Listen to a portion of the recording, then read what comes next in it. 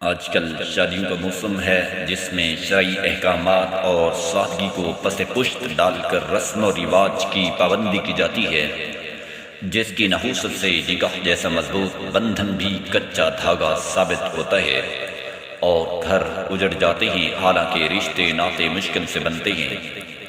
شادی بیاہ اور نکاح کے ذریعے دو خاندانوں کا ملاپ ہوتا ہے تو ایسا لگتا ہے کہ یہ اٹوٹ رشتے ہیں، مگر بہت جلد سے خوش گمانی دور ہو جاتی ہے۔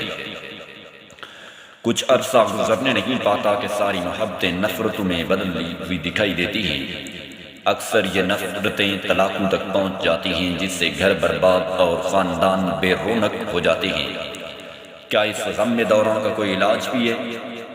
جی ہاں، بالکل ہے۔ سب سے بڑی بات یہ ہے کہ ہم اسلامی تعلیمات کے مطابق دوسروں کے عیوب کو چھپائیں اور ان کی خوبیوں کو دیکھیں۔ کوئی انسان فرشتہ نہیں، دلہا ہو یا دلہن، ساس ہو یا بہو، نند ہو یا بھابی، سب میں کچھ خوبیاں اور کچھ خامیاں ہوتی ہیں۔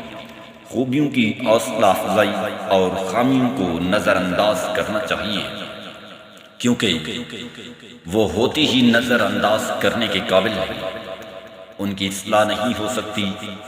مثلاً ساس صاحبہ حسینی ہیں تو یہ ممکن نہیں کہ ان کا مزاج بدل جائے۔ معمولات اور اعمال میں تبدیلی تو آ سکتی ہے، مگر مزاج تو جیسا ہے ویسا ہی رہے گا۔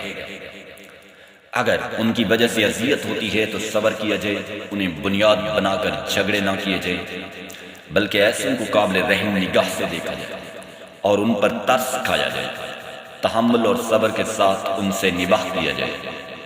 ایک اللہ والے کا نکاح ہوا، ابھی رخصتی نہیں ہوئی تھی کہ اس دلہن کو چیچک کی بیماری لاحق ہو گئی۔